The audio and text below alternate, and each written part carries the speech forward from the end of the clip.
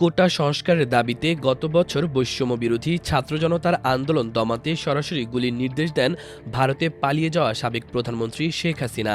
তার নির্দেশেই সারা দেশে গুলিবর্ষণ, কারফিউ ও ইন্টারনেট বন্ধসহ নির্বিচার হত্যাকাণ্ডের নীলনকশা বাস্তবায়ন করেন পুলিশের আওয়ামী অনুগত সদস্যরা।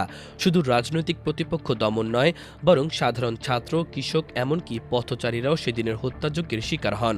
অথচ ওই গণহত্যায় সরাসরি জড়িত আওয়ামীপন্থী পুলিশ কর্মকর্তারা আজও বহাল তবিয়তে।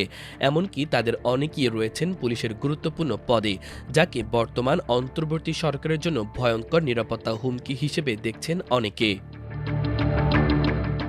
গত বছরের ১৯ জুলাই গণভবনে শেখ হাসিনা ও ১৪ দলের নেতারা মিলে কারফিউ জারির সিদ্ধান্ত নেন। ওই রাতেই সেনা মোতায়েন ও ইন্টারনেট সংযোগ বিচ্ছিন্ন করার আদেশ দেওয়া হয়। বাতিল করা হয় শেখ হাসিনার স্পেন সফর। আইনমন্ত্রী ও স্বরাষ্ট্রমন্ত্রীকে দ্রুত ব্যবস্থা নিতে বলেন তিনি নিজেই। এরপর সেদিন রাতেই আইনশৃঙ্খলা রক্ষাকারী বাহিনীকে প্রাণঘাতী অস্ত্র ব্যবহার এর সরাসরি অনুমতি দেন হাসিনা। অনলাইনে ফাঁস হওয়া একটি অডিও ট্যাপে হাসিনাকে বলতে শোনা যায়, যেখানেই পাবে গুলি করবে। বিবিসির অনুসন্ধানে ওই অডিওর সত্যতা নিশ্চিত করা হয়। ওই নির্দেশের কয়েক ঘন্টার মধ্যেই ময়মনসিংহ, ঢাকা, খুলনা, রাজশাহী সহ বেশ কিছু জেলা শহরে সেনা মোতায়েন, ইন্টারনেট বিচ্ছিন্ন এবং কারফিউ জারির ঘোষণা আসে। ওই দিন রাতেই আইনশৃঙ্খলা রক্ষাকারী বাহিনী ও স্থানীয় আওয়ামী ক্যাডারদের সমন্বয়ে গঠন করা হয় অপারেশন ব্ল্যাকডাউন, যার আওতায় দেশজুড়ে নিশানা ধরে হত্যাকাণ্ড চালানো হয়। সূত্রগুলোর দাবি, শেখ হাসিনার নির্দেশেই পুলিশের আওয়ামী অনুগত সদস্যরা উচ্ছৃঙ্খল হয়ে ওঠে এবং আওয়ামী লীগ হয়ে ওঠে আরও বেপরোয়া। শেখ হাসিনা ও ওবায়দুল কাদেরের নির্দেশ পাওয়ার পর ময়মনসিংহ কোতোয়ালী থানার ওসি মাইনুদ্দিনের পরামর্শে ১৯ জুলাই ময়মনসিংহ নগরীর মিন্টু কলেজ এলাকায় শিক্ষার্থী রেদোয়ান হাসান সাগরকে গুলি করে হত্যা করে আওয়ামী লীগের সাবেক এমপি মহিতুর রহমান শান্ত ও তার সন্ত্রাসী বাহিনী। সেই সময় ওসি মাইনুদ্দিন সাগরের লাশ প্রথমে গুমের চেষ্টা করেন এবং পরে ময়নাতদন্ত ছাড়াই দাফনের জন্য হাসপাতাল কর্তৃপক্ষ সহ সাগরের পরিবারের ওপর চরম চাপ সৃষ্টি করেন।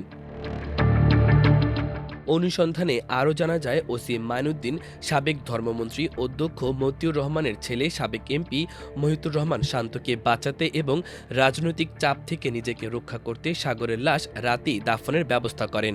এমনকি ওসি মাইনুদ্দিন সরকারি কর্পোরেট মোবাইল নম্বর থেকে এমপি শান্তকে ১৯ জুলাই বিকেল ৫টা ১৯ থেকে রাত ১২টা পর্যন্ত ৯ বার ফোন করেন।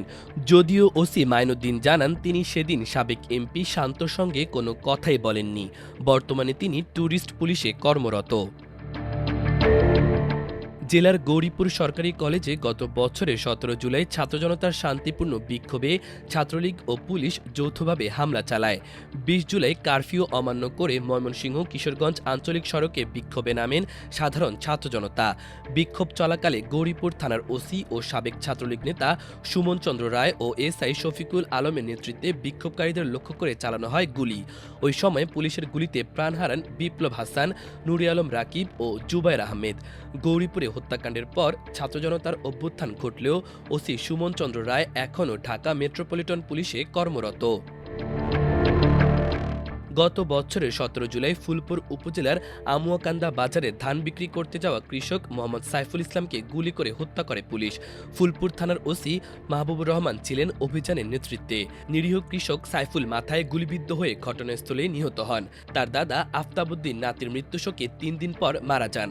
ফুলপুরের তৎকালীন ওসি মাহবুবুর রহমান বর্তমানে গাজীপুরে পিবিআইতে কর্মরত। পুলিশের সহযোগিতায় আওয়ামী লীগের নেতাকর্মীরা সাগরকে এবং আওয়ামী নেতাদের নির্দেশে পুলিশের গুলিতে গৌরীপুরে বিপ্লব, রাকিব, জুবায়ের ও ফুলপুরে সাইফুল নিহত হন।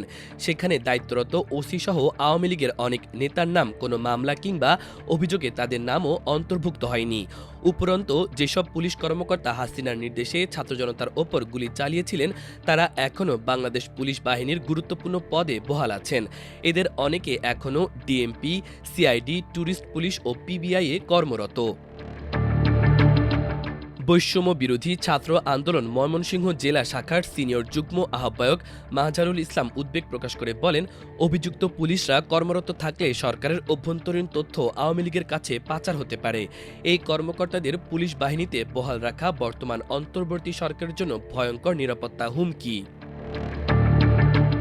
মাল্টিমিডিয়া ডেস্ক, আমার দেশ।